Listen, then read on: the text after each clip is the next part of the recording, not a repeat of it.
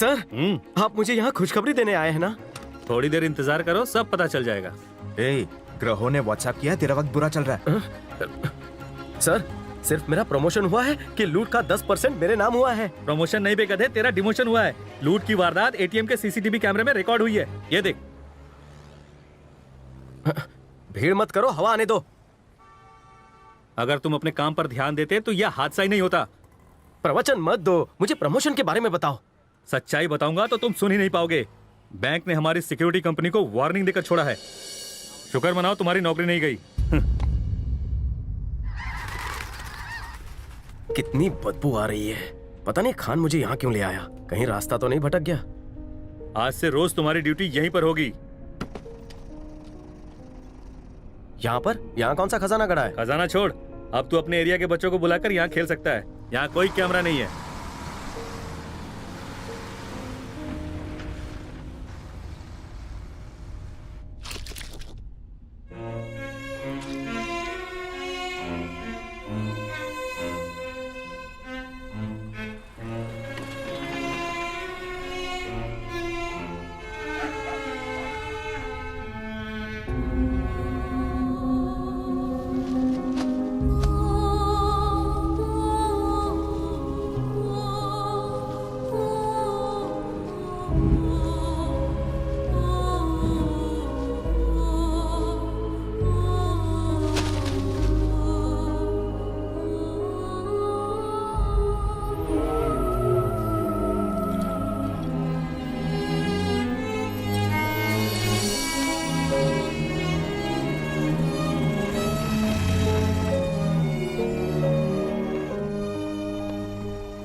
इसकी तो किस्मत चमक गई।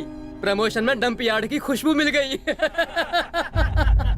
क्या रे गौतम, इनाम के पैसों से नया परफ्यूम खरीदा है क्या? बढ़िया खुशबू आ रही है। हीरो बनने के चक्कर में कहीं इसी ने तो चोरी नहीं करवाई थी?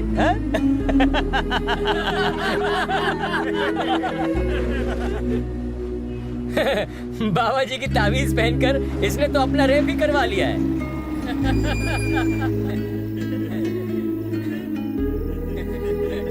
अब अगर डंप यार्ड पे गलती करेगा तो शौचालय में पोस्टिंग होगी।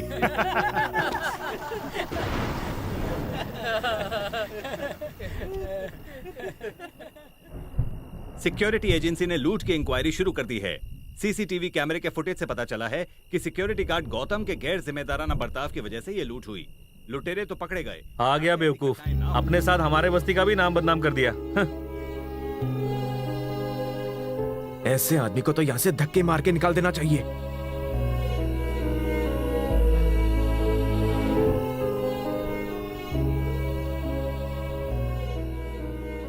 श्रीनगर कॉलोनी के एटीएम लूटने की घटना में एक नया ट्विस्ट आया है।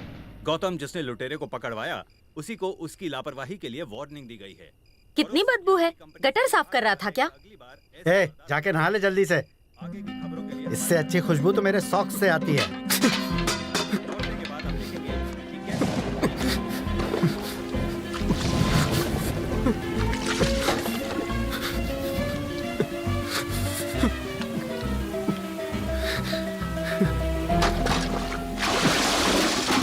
अब भी बदबू आ रही है।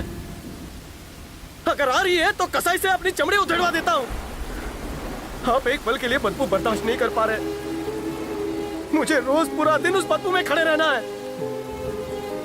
आपने मेरी पढ़ाई बंद करवा दी। 4 पैसे भी नहीं दिए, धंधा कर रहे हैं, बात करते हैं। एक बाप होने के नाते कभी पूछा है अपने बेटे को क्या चाहिए? बस पैदा करके बस्ती की गलियों में छोड़ दिया। न जाने कौन से जन्म का पाप था जो मुझे तुम जैसा बाप मिला। अरे अपनी करनी का मुझे क्यों दोष दे रहा है? अगर बच्चों को पैसे दिखाने ना ले गया होता एटीएम में तो ये दिन ना देखना पड़ता। अब तुम ही बताओ, मेरी क्या गलती है इसमें? ये पहले से ही इतना गिरा हुआ है, अब इससे ज्यादा और कितना गिरेगा? ऐसी औलाद से तो बे औलाद होना अच्छा है। परेशान है बेचारा।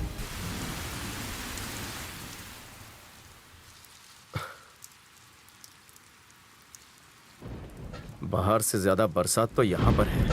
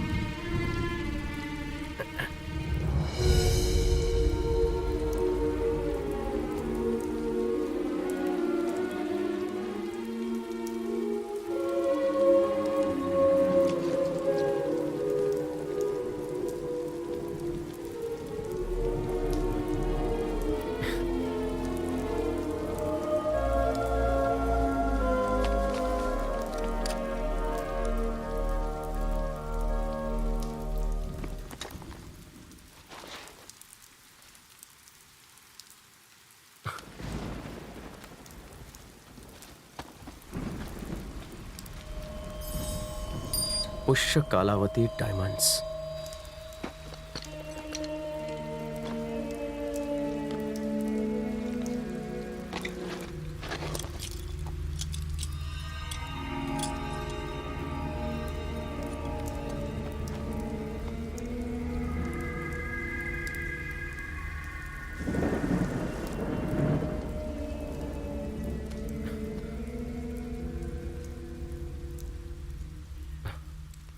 मैं सत्यनारायण वर्मा इस वसीयत में अपनी सारी जायदाद अपने बेटे नरेंद्र वर्मा के नाम कर रहा हूँ।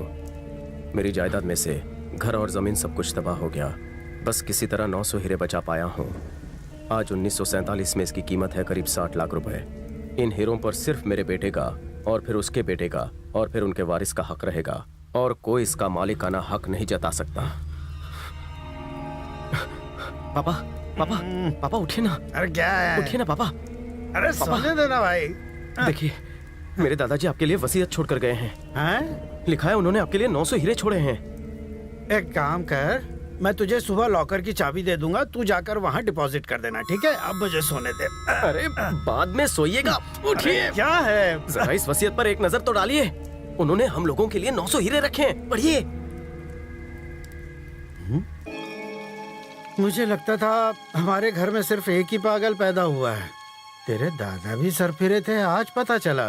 बेटे, तेरे दादा ने शायद इतनी जायदाद मेरे लिए कमाने के सपने देखे होंगे। फूटी कौड़ी दी नहीं, टाइम पास के लिए विल बना गए और तेरे जैसे नमूने में अपने अंश डाल गए। ले पकड़ ये फटी जायदाद और अब मुझे चैन से सोने दे। उनके बारे में कुछ तो बताइए। क्या है?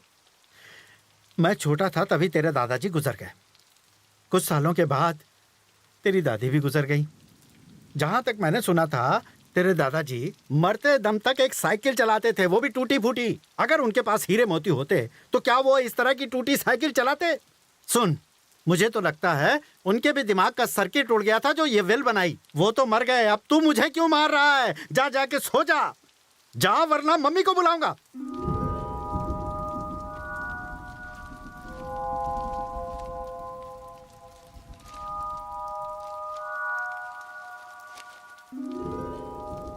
अगस्त 1947 पाकिस्तान से हिंदू और सिखों को खदेड़ा जा रहा था। डरा सहमा सा मैं घर में रेडियो सुन रहा था। दंगे फैलाने वालों को रोकना पुलिस के बस से भी बाहर हो गया है। पुलिस ने जनता से निवेदन किया है कि वो अपने अपने घरों में ही रहें। लुटेरे नामचीन लोगों को मारकर उन्हें लूट रहे हैं। पूरे शहर मदद के लिए मैंने दोस्तों को फोन किया। चारों तरफ अफरा तफरी। मोहम्मद भाई, मैं सत्यनारायण बोल रहा हूँ। हाँ बोलिए। देखिए, मुझे बहुत डर लग रहा है। क्या दंगे खत्म होने तक मैं आपके घर में रह सकता हूँ? अगर आप हमारे साथ रहेंगे तो वो हमें और हमारे परिवार को भी मार डालेंगे। किसी से मत कहिएगा कि हम दोस्त हैं। हेलो पुलिस स्टेशन, बाहर दंगे चल रहे हैं, मारकाट मची हुई है। मैं यहाँ घर में अकेला हूँ, क्या आप मुझे सुरक्षा देंगे? पुष्प कलावती नाम की हीरों की दुकान का मैं इसकी तो एड्रेस नहीं पढ़ पा रहा हूँ। अभी आना बहुत मुश्किल है हुजूर। अगर आपको अपनी जान बचानी है तो फौरन देश छोड़ दीजिए। मैं घबराहट में अपनी सूझबूझ खो बैठा था। तभी बाहर कुछ लोग तोड़फोड़ करते नजर आए।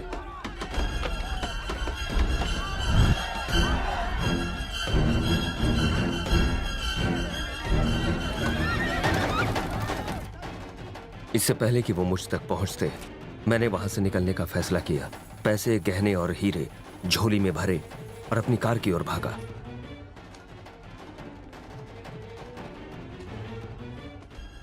कुछ लोगों ने मुझे भागते हुए देख लिया और मेरा पीछा करने लगे, पर किसी तरह से मैं वहां से बच निकला। वो जानते थे कि मेरे पास बेशकीमती हीरे हैं। मुझे मेरी मौत का खौफ था, इसलिए कुलदेवी मां हिंगलाज देवी के रास्ते में दर्शन किए और तेजी से आगे बढ़ता रहा। पूरा इलाका लाशों का ढेर बन चुका था। चारों ओर मारकाट मची हुई थी।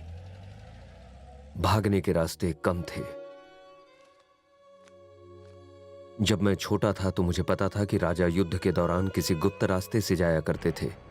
एक दिन मैंने वो देख लिया, पर अंदर जाने की कभी हिम्मत नहीं हुई।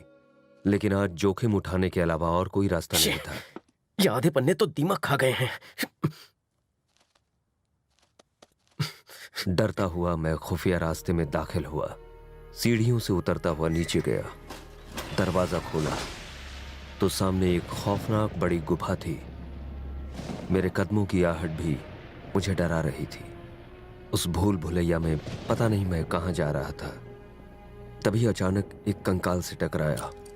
कंकाल से टकराते ही एक चेन मेरे हाथ में गिरी। मैं डर गया। चेन लेकर मैंने वापस लौटने का फैसला किया। सारे रास्ते एक जैसे थे, इसलिए मैं रास्ता भटक गया। 4 घंटों पागलों की तरह अंदर घूमने के बाद मैंने जीने की उम्मीद छोड़ दी। मैं बुरी तरह से थक गया था, इसलिए मैं आराम करने के लिए एक जगह रुक गया। मैं जहां बैठा था वहां धातु के पक्षी बने हुए थे। उनमें से एक के अंदर मेरे हीरों की थैली गिरी। वजन पड़ते ही उस पक्षी का पंखनुमा ढक्कन बंद हो गया। स्तंभ के ऊपर का हिस्सा खुला और मेरे पैसे, गहनों की पोटली कहीं अंदर चली गई। स्तंभ के ऊपर के हिस्से को मैंने काफी खोलना चाहा, पर वो खुला नहीं। पास रखे पत्थर को हटाना चाहा, पर वो टूट गया। तभी जमीन हिलने लगी, मानो भूकंप आ गया हो। पत्थर का पुल 2 हिस्सों में बट गया और मैं नीचे जा गिरा। सिर्फ भगवान ही जानते हैं कि मैं उस मौत के कुएं से कैसे बचा। मेरे लिखे रास्ते पर अगर कोई जाता है तो शायद उसे खोए हीरे मिल जाए। काम की सारी जानकारियां गायब हैं। ये हिंगलाज देवी मंदिर कहाँ होगा?